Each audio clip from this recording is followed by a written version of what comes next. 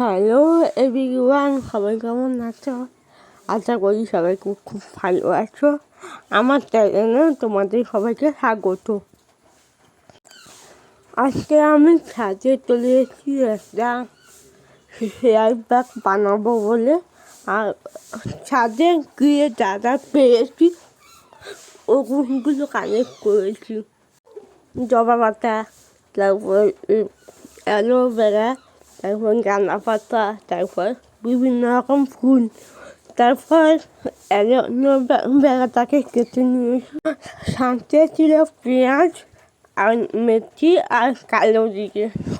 ওগুলোকে মিক্সার মেশিনে পেস্ট করবো।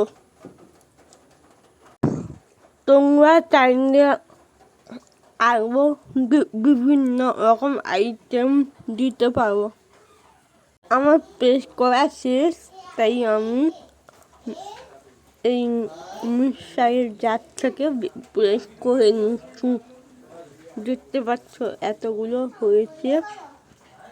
তোমরা ওই ব্যাগটা অ্যাপ্লাই করে আধা ঘন্টাও রাখতে পারো, 1 ঘন্টাও রাখতে পারো। চুলে কীভাবে অ্যাপ্লাই করতে হয় সেটা আমি দেখাচ্ছি ভিডিওতে। আর তোমরা যেভাবে খুশি অ্যাপ্লাই করতে পারবো। আমি চুন খুব করে অ্যাপ্লাই করছি, যাতে ব্যাগটা কড়াইও যায় ওরা তুলেও থাকে। আমি মাত্র 10 মিনিট শ্যাম্পু করেছি। তোমরা চাইলে আধা ঘন্টাও রাখতে পারো। আমি এর পরের ভিডিওতে আরও একটা ব্যাগ দেখাবো। ওটা তোমাদের খুব উপকার লাগবে।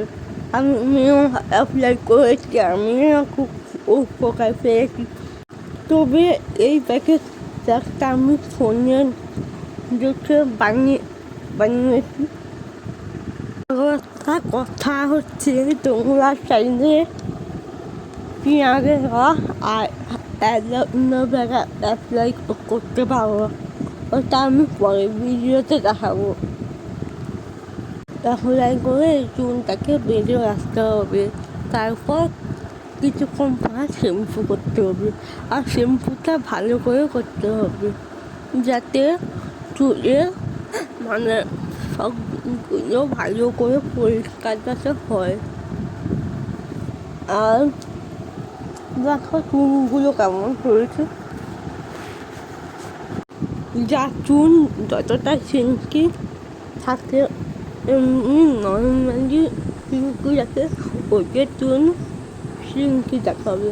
একটুখানি আমার চুল বেশি সিল্কি না, তারপর ওই চুলটা বাঁধা ছিল, ওই জন্য হয়েছে।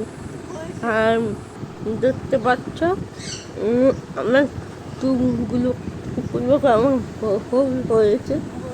সবাই আমার চুলগুলো দেখতে পাচ্ছ কেমন সিল্কি লাগছে দেখতে।